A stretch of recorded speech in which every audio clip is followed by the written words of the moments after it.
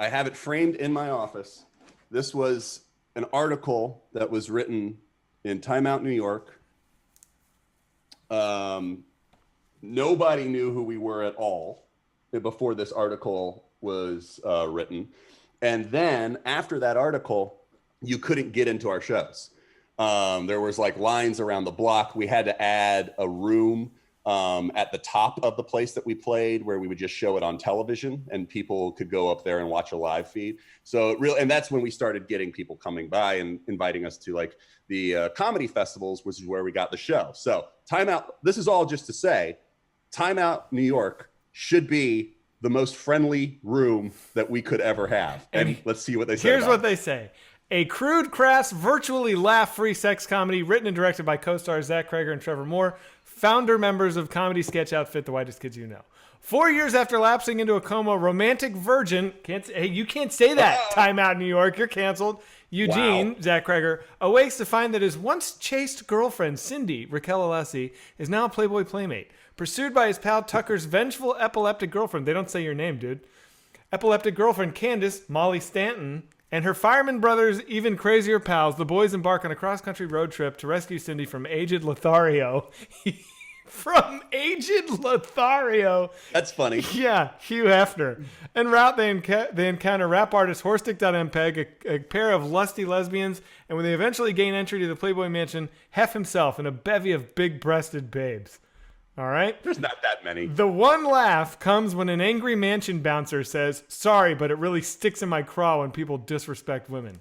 That's the end of the review. That's the only laugh? That's the only laugh. All right. According to him. See, I actually think that was pretty kind. That was our hometown paper. They went gentle on us. Oh. Yeah. There's got to be a real brutal one. All right, well, how about this? The Times UK. Here's the pull quote. Okay. We've never played in England. We've never played in England. They don't. Yeah, we're over their heads. Yeah. The pull quote. Those limeys have no idea what to do with us. The pull quote is, "Miss March must be a contender for worst film of the year. It's so poor that you begin to suspect it's a pastiche." All right, let me see if I can find this full review. Times UK Miss March review. Someone says, "Why are you guys whipping yourselves?" I don't know, because it's kind of fun. I feel like I'm finally at the place where I can. Okay, well, I couldn't find that one, but I found one from The Guardian that looks pretty ruthless. Let's try this. This is gonna hurt. A whiff of what I can only describe as pure evil billows off the screen while this comedy. Oh my God! Hang on, this is savage. A whiff of what I can only describe as pure evil billows off the screen while this comedy is playing. A buddy gross-out picture with zero laughs and a persistent, chilling misogyny. Newcomers Zach Kreger and Trevor Moore write, direct, and star in this tale of a guy who falls into a coma just before he can get to have sex with his demure girlfriend on prom night and wakes up 4 years later to find she's a Playboy centerfold. He and his buddy travel to the Playboy Mansion to get her back. This film is jam-packed with unfunny and objectionable moments, but the most breathtaking one shows our two heroes as kids, with one as an adorable Playboy dude in embryo leching over little girls, complete with close-ups on the little girls themselves. To think that grown-ups actually made that scene, wrote it, filmed it, edited it, told each other it was okay, and when Hef starts droning on about women having an inner bunny, well, everyone involved is showing us their inner and outer Burke. What's Burke? I don't know. Some British shit. Wow. That guy straight up hated. I bet if that guy saw us on the street, he'd punch us in the face. That's... Peter Bradshaw. Did I ever... Whew, that hurts. I mean, I feel really? fine. No, I just mean like that. Oh. Like that. That's... I love it. No, that actually didn't hurt my feelings at all. I love that first sentence. Is a whiff fantastic. Of what I can only describe pure evil. As pure evil billows off the screen. I mean, can you write a worse review than that? I don't think you can. I'm sure. Oh, here's a good one. Hang on now. The Daily Telegraph. Ooh, this is good. Ooh, this is all British. We're not doing well. Let me find the full review here. Daily... when Fox was going to release the movie, I said, "Don't send it to England. They won't get it. They're too fucking stupid to understand." Oh no, where Where is it? I don't think I'm going to be able to find it. Because the thing is, Rotten Tomatoes doesn't link to the review. You can only get the headlines here. Peter Bradshaw. Oh, I already read it. Okay, here we go. Well, Tim Roby, a top critic, according to Rotten Tomatoes, he says, an almost perfect atrocity. It is a towering K2 of Bobbins. You British idiot. What the fuck is Bobbins? Of Bobbins. The most mangy, noxious, charmless, sexist, racist, unfunny, infantile, stomach-churning, grotesque, clueless, inept, and stupid film of the year. Wow. Whoa! I object to some of this. Racist? I mean... You know what? I don't think so, dude. I've fully come around. I love this movie now. Oh my God. I mean, this is just... People just... The knives are out. The Financial Times? Yeah, hear it. Financial Times, a dire, gross-out comedy that tackles many of the same themes as Adventureland, but without an ounce of subtlety or wit. That's fair. I mean, subtlety. There wasn't a subtle movie. Here's a positive according to the icon. Chris Bumbray from Joe Bio's Movie Network, never heard. Joe Blow's Movie Network, which I've never heard of, says definitely worth seeing if you like a good gross out film / sex comedy. Hey, buddy. Oh, there we go. Did I ever tell you there's one time I was eating at it was after the movie came out, and I was eating at Kellogg's Diner in Williamsburg. And I was just eating by myself at a booth, and this girl like comes and sits down across from me in my booth, and she goes, "Well, this is awkward." And I was like, "Yeah, what's going on? Like, you know, what the fuck are you doing?" Like, and she was like, "This is awkward." And I was like, why?" And she was like, "Because I just wrote a review about Miss March for my college paper." And I was like, "All right, did you like it?" Like, and she was like, "No, I didn't." I was like, "All right."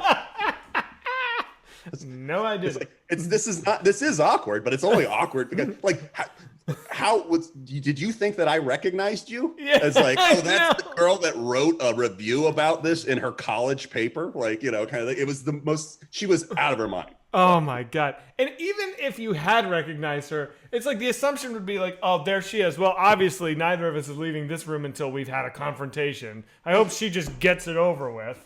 Yeah, here, good. All right, let's pull this Band-Aid off. It's like, that is crazy, dude. I just love the arrogance of it. Like, you know, that you write a thing, a review, a movie review. No one reads the movie reviews in a college paper. If you go to the college, you don't read the college paper. No. And if you read the college paper, you don't read the movie review. The only person reading that review is her, the editor, and maybe her dad when she emails it to him, and he doesn't even read the whole thing. He's like, "Good, I'm glad you're writing. Good, okay." Yeah.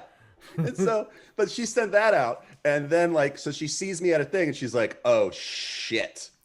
Like another location, another day. Yeah, no, but she sees me. Yeah, she sees me at the thing, and she's like she's like, "Oh, well, this is at Kellogg's." Okay. Yeah, she's like, "Oh fuck, well, he knows this. I got to just talk about it, you know, because you know it's just going to be too awkward for everyone eating in here, you know, to have the two of us in this room." Unreal, man.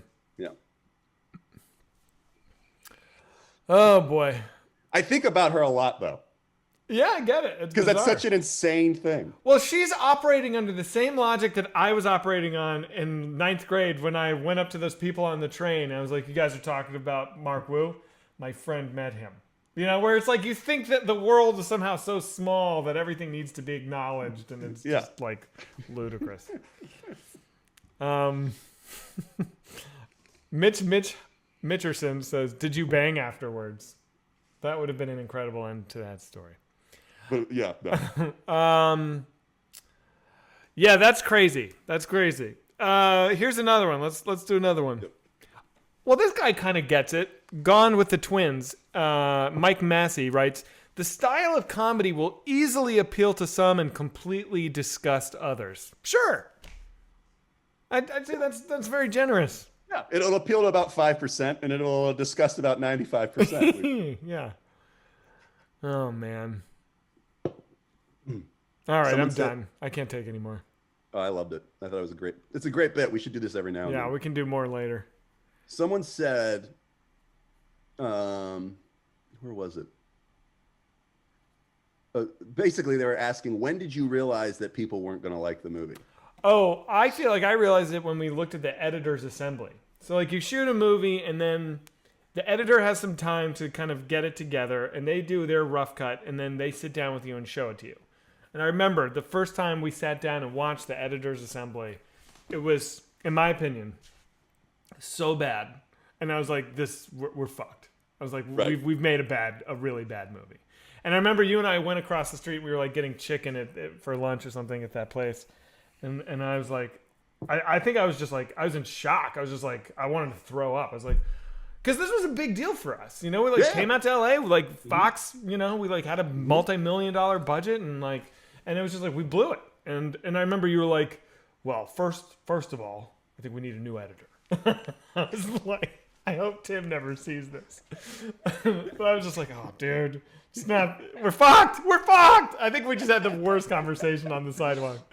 I remember Smoking, just like, we're fucked, Trevor. It's not, we're fucked, okay? It was like that.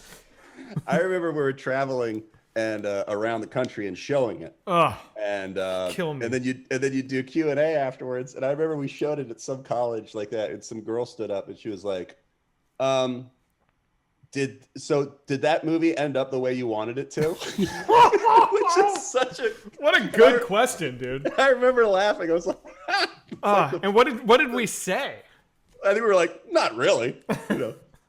What you want to do is go out there in front of these people after they've just watched the movie and be like, I know, I hate it too. I'm sorry, but you can't. Like you can't do that. So you just have to go out there and be like, hey, all right, questions? Any questions?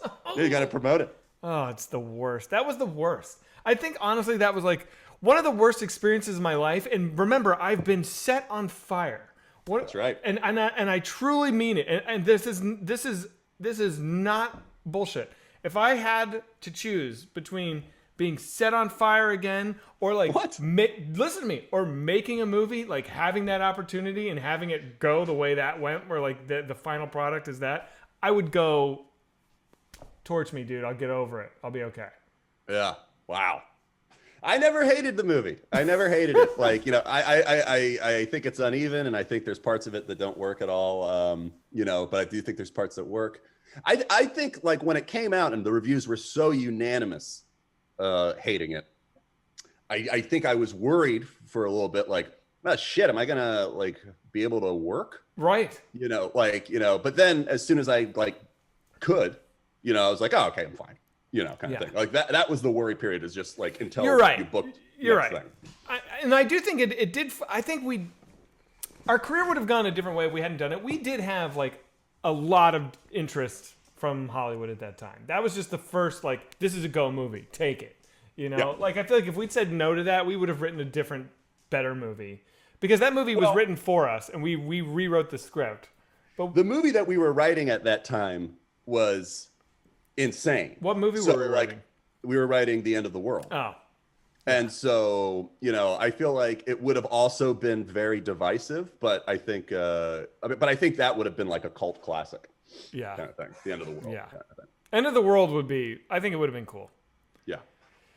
Oh, God. Which got stolen, by the way. Someone says, they fucking stole it. They fucking stole it. Those motherfuckers stole it. They fucking stole it. Oh, that man. guy.